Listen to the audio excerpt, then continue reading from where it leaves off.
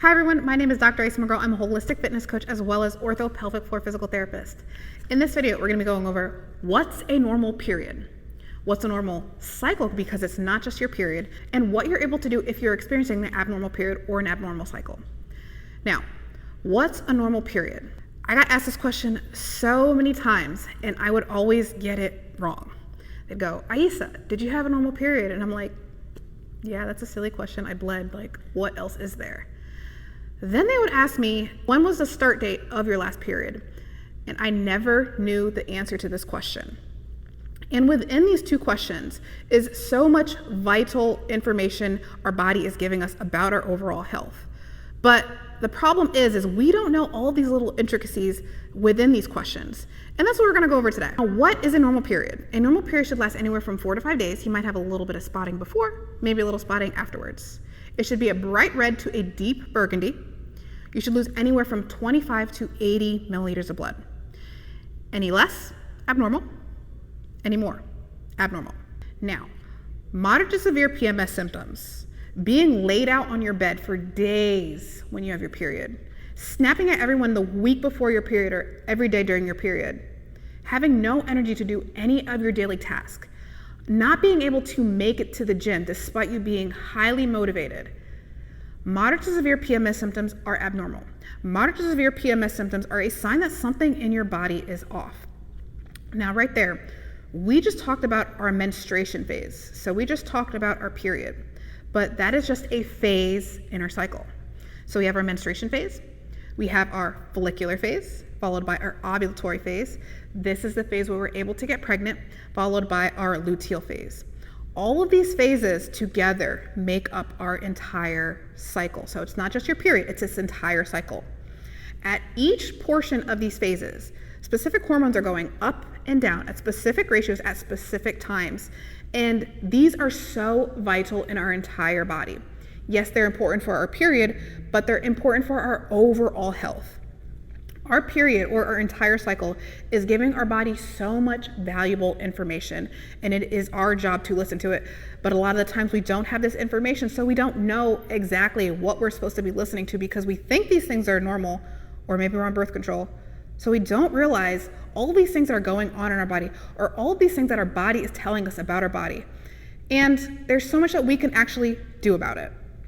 Now, if you're experiencing painful periods, at the root of it, you might have some uncontrolled inflammation, or you might have some things such as endometriosis or PCOS.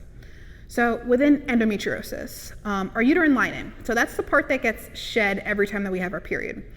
Within endometriosis, that uterine lining, or a tissue similar to that uterine lining, grows in different portions of our reproductive system, such as maybe our fallopian tubes, or maybe even like our internal organs as well, which causes inflammation, scarring, and pain. Now, PCOS. PCOS is one of the leading causes in infertility. So more and more couples are experiencing infertility. Within PCOS, you may find some level of metabolic dysfunction causing insulin resistance. All this means is our body produces energy from the food that we eat, and because we're not making or producing this energy efficiently, what we're gonna find is higher levels of insulin, and our body isn't using that properly, and this goes to cause various issues in our body. You may find higher levels of testosterone. Women, we have testosterone, we also have our female hormones as well. Those are the hormones that go up and down at specific ratios at specific times in our cycle.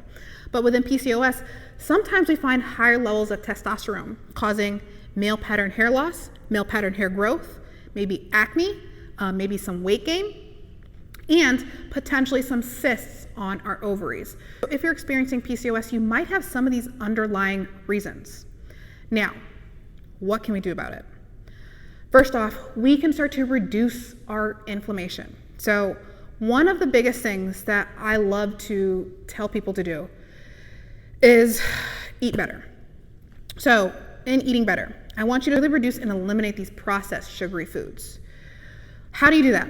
So first off, when you are going to the grocery store, read your food labels. First off, go to the grocery store. Don't eat out all the time. Go to the grocery store and look at the labels. Look at these labels, and I want you to identify on the things that you're eating, is this food or is this a chemical? How do you do that? So when you're going through the food labels, Pick out the things that you find on that food label that actually looks like food and is not like a blah, blah, blah, blah, like something that you can't even pronounce because it's a chemical and it's not food and it's highly processed. And you should start to eat more food that is actually food. That brings me to the next topic. Eat whole foods. So we want to get in protein from whole food sources.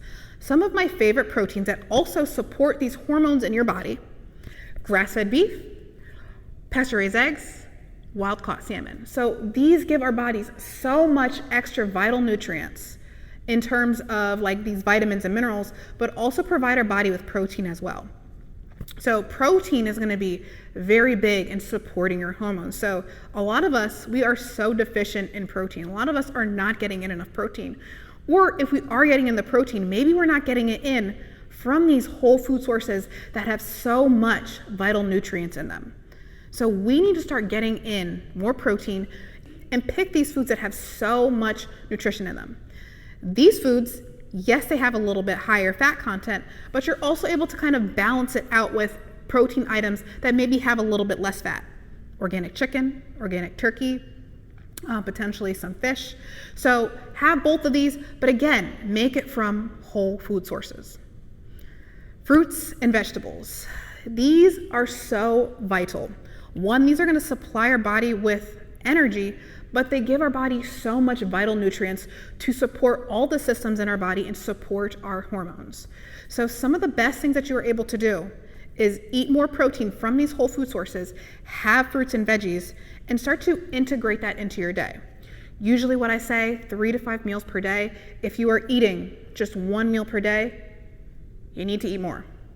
You cannot be running on E all day. You cannot be running off of 1 meal per day. Your body is not getting enough energy. All these systems are working in your body all day long, but you're not giving them the fuel that they need. Or maybe you're fueling with these processed sugary foods that are doing nothing to your body but slowing it down. So best things that you could do, start to eat real food. All right, so that right there, it's going to reduce the inflammation, but it's also going to support your metabolism and your hormones. A big factor, a really big factor, what I love to talk about is supporting your nervous system. So some of us, a lot of us, are just so ramped up. We are in this go, go, go state all the time. And what our body feels is this constant state of tension, constant state of go, go, go. Our body never gets a chance to rest, never gets a chance to heal, or never gets a chance to feel safe. When we don't get a chance to heal and feel safe, our system is ramped up all the time and we never get a chance to recover. And when we never get a chance to recover, our hormones are not going to be doing what they're supposed to because our body doesn't feel safe. So we pointed out before that ovulatory phase, that phase where we're able to get pregnant. But if our body never feels safe, we are not going to ovulate. And when we don't ovulate, we don't produce the right hormones afterwards. So we need to start to allow our body to feel safe. We need to potentially take some things off of that plate, potentially say no to some people, schedule better, sleep more. All of these things are going to be vital for our body, vital for your period, and vital for your overall health. So some ways that you are able to influence your hormones is breathing. So with this breathing, like we breathe all day, but none of us are really actually like aware of what our breath is doing. So when we tap into our breath and we're actually becoming like aware of our breath, what we're going to be able to do is help our body tap into this parasympathetic nervous system state. So when our body is in this parasympathetic nervous system state, our body is able to heal, our body is able to feel safe, and things are able to kind of fluctuate, go either what you're able to do today. Reduce inflammation, so reduce these processed sugary foods, try to eat whole foods, protein from grass-fed beef, pasteurized eggs, wild-caught salmon, and try to balance it out with these lean protein sources as well, like chicken, turkey, fish, things of that sort. So we want these proteins. We want to get in fruits and veggies, get in a whole bunch of different fruits and veggies, and we want to eat these 3 to 5 times per day. So if you're eating 1 meal per day, maybe even 2 meals per day, you probably need to eat a little bit more. Reduce the stress in your life. Take some things off your plate, say no to some people because people need to say no, rest a little bit, sleep a little bit more. Those are going to be vital for your health. And then tap into this parasympathetic nervous system state with your breath. And this is like my favorite area to talk about, but it's a little bit more in depth. So I'll link some other resources if you want to hear a little bit more about this stuff. If you're interested in working with me any type of capacity, I will link some information below. If you guys have any questions, please comment below, and I will see you guys next time. Bye.